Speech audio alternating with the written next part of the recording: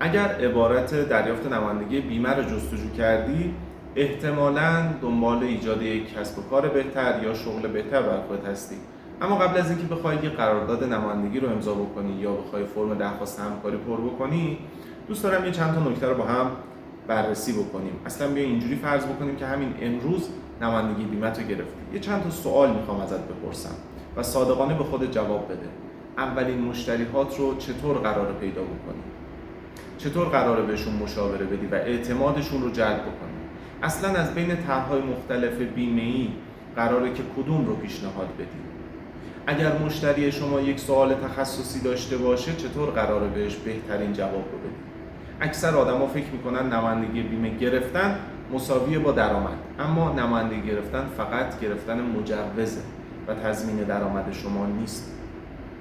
اکثر کسایی که وارد این شغل میشن بعد چند ماه کارشون متوقف میشه و از این کار خارج میشن، نه به خاطر اینکه بیمه بازار خوبی نداره، به خاطر اینکه کسی بهشون یاد نداده چطور از این حرفه یک کسب و کار موفق برای خودشون بسازن.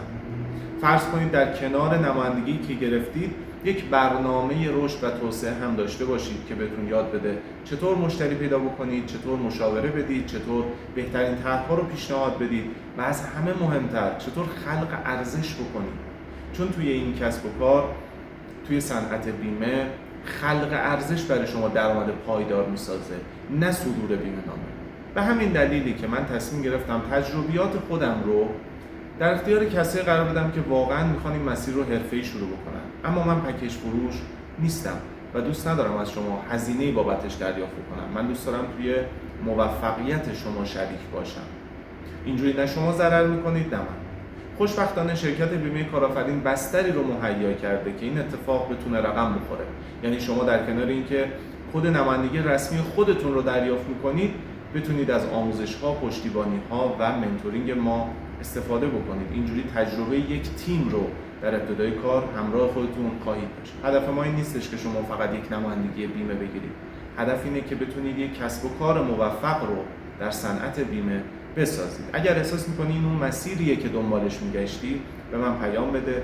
اهداف و برنامه‌هات رو با هم بررسی می‌کنیم و اگر واقعا این مسیر به دردت خورد، اون موقع با کمال افتخار قدم به قدم کنارت هستم تا به موفقیت برسی.